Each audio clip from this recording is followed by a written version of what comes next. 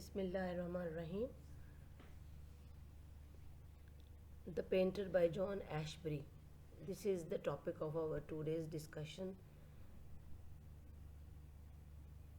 This poem is included in your syllabus of English Literature Part 2, Semester 1 ADP. So let's start with a brief introduction to the poem, and then we will go through the explanation of the different stanzas of the poem. The very important thing is that the poem is a little bit abstract, and you need to pay a little bit more concentration while listening to this video. Introduction. The painter is sketched with orthodoxical as well as innovative artistic techniques and subjects. The poet enjoys painting the sea's portrait while other artists live in building.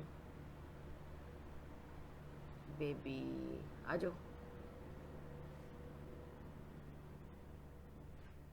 ये नहीं करना था ना बच्चा. बिस्मिल्लाहिर्रहमानिर्रहीम. इस video में हम पढ़ेंगे the painter bye John Ashbery. ये पोएम आपके एडीपी सेमेस्टर 2 लिटरेचर में शामिल है. और इस पोएम की सबसे इम्पोर्टेंट बात यह है कि ये थोड़ी एब्स्ट्रैक्ट है, क्योंकि ये मॉडर्न पोएट है. तो इनको अंडरस्टैंड करने के लिए आपको थोड़ा सा फोकस ज़्यादा करना पड़ेगा, because the poem is full of images and the poem is symbolic. So this video contains two parts. The first part deals with the introduction of the poem, and then we will go through the explanation of the stanzas. So let's start.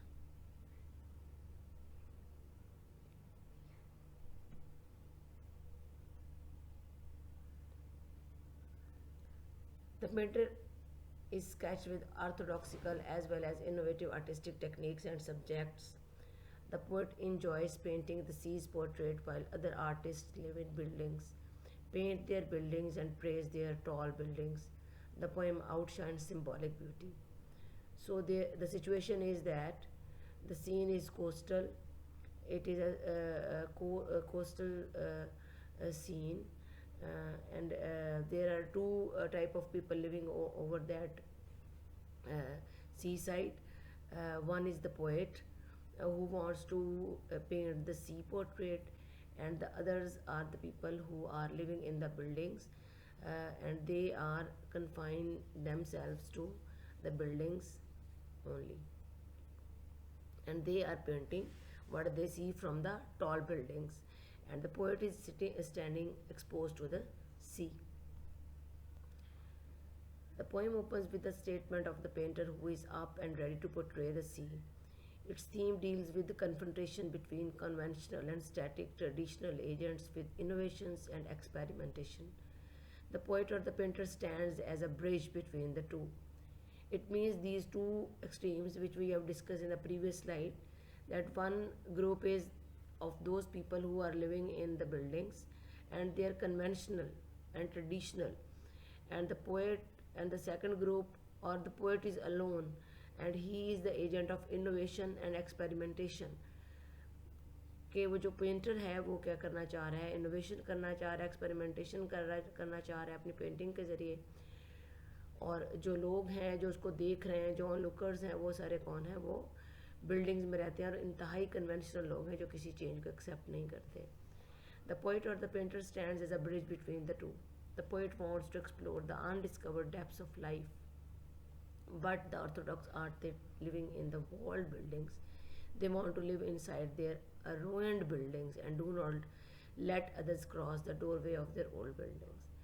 Now this is very interesting, that the people who are living in the buildings, their buildings have collapsed, their buildings are devastated and ruined, but they are satisfied with those buildings. They are not ready today to see light, they are not ready to see something new.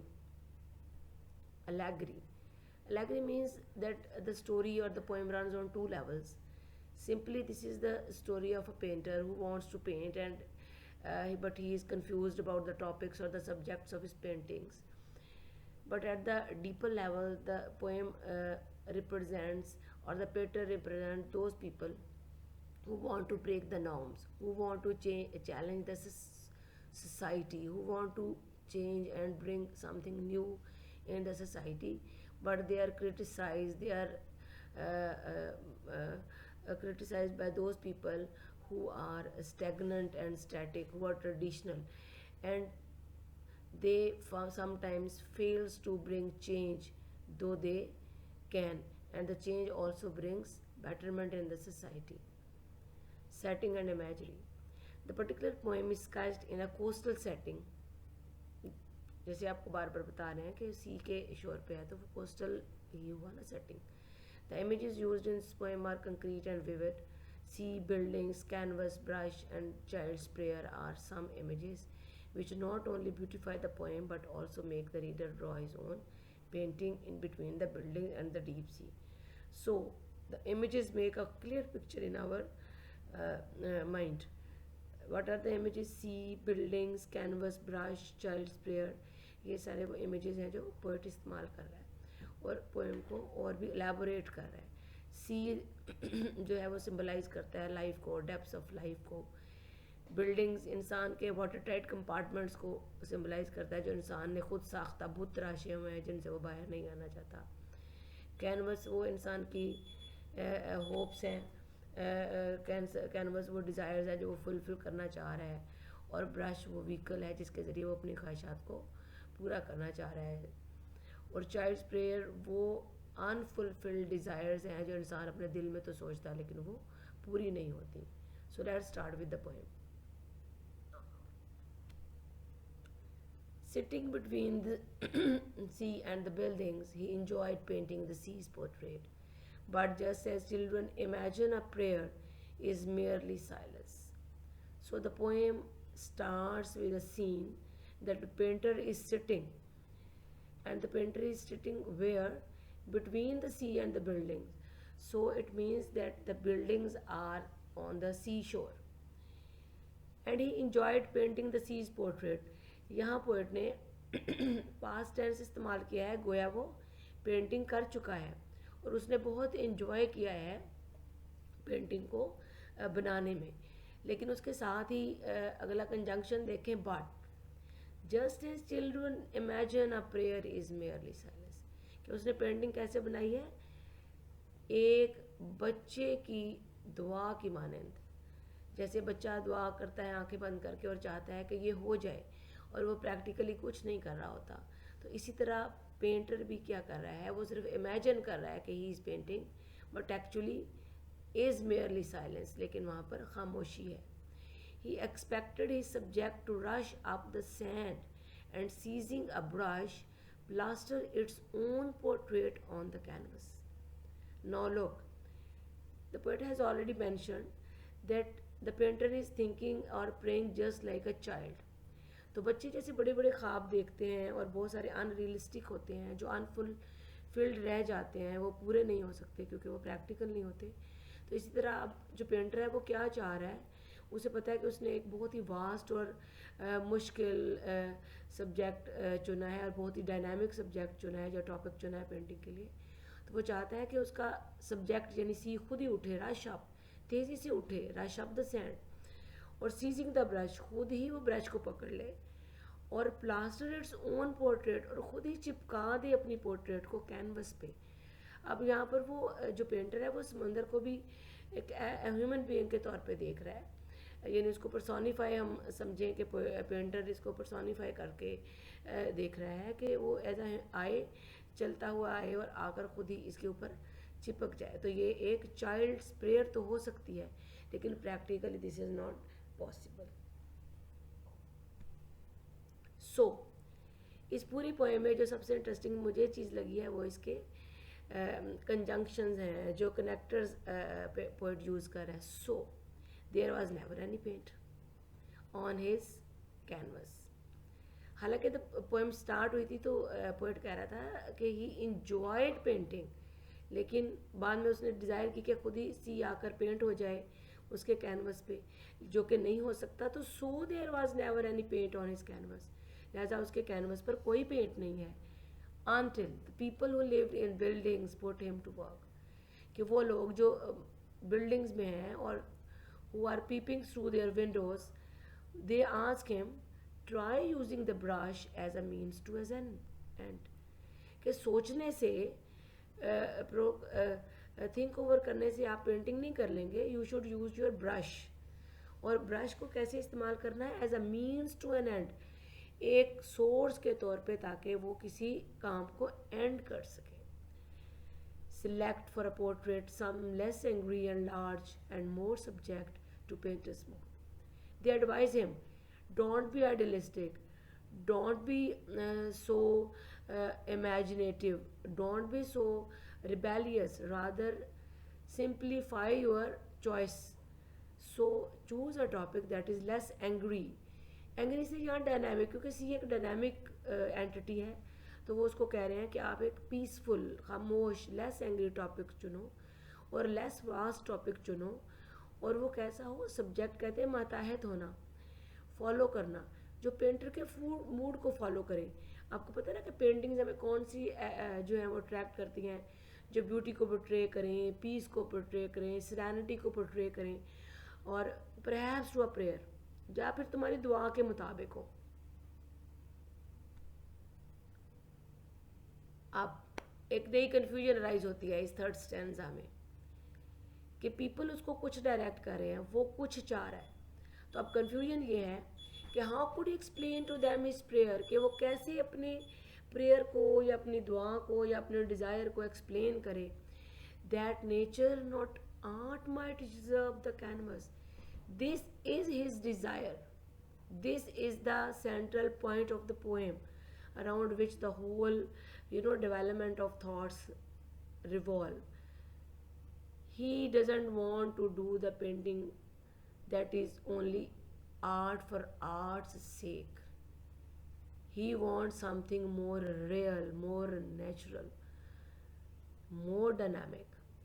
इसलिए वो क्या कहते हैं कि nature might reserve the canvas. Reserve वैसे कहते हैं कब्जा कर लेना, अपसेट कर लेना, लेकिन यहाँ पे क्या है? कैनवस को फिल कर देना, कैनवस को पेंट कर देना. कि नेचर तो कैनवस उसके को पेंट कर सकती है, लेकिन आर्ट नहीं. यानी वो टिपिकल रास्ते पर नहीं चलेगा आर्ट के, उन्हीं लाइनों और लकीरों को नहीं खींचेगा जो उसके सराउंडिंग कंटेम्प्रेरी आर्टिस्ट्स कर रहे हैं. So he chose his wife for a new subject. हमने पहले पढ़ा कि पेंटर जो है वो एक कॉन्फ्लिक्ट का शिकार है, वो कंफ्यूज है, तो अब वो एक नया टॉपिक चुनता है जो कि उसकी वाइफ है. Making her vast like ruined buildings. और वो उस टॉपिक को वास्ट करता है और सोचता है उसको, उसके हर एंगल को सोचता है, उसके प्रॉस एंड कॉन्स को सोचता है. जैसे वो बहुत बड़ी बिल्डिंग है उसके इर्द गिर्द, वैसे उसको वास्ट लेवल पे सोचता है. As if forgetting itself the portrait had expressed itself without a brush. Again the same desire, the same prayer, कि portrait had expressed itself without a brush. कि he actually doesn't want to use his brush. Brush stands for tradition, conventions, constrictions, restrictions. कि वो नहीं चाहता कि brush से painting हो, बल्कि वो चाहता है कि पेंटिंग इटसेल्फ एक्सप्रेस करे अपने आप को कैनवस पर.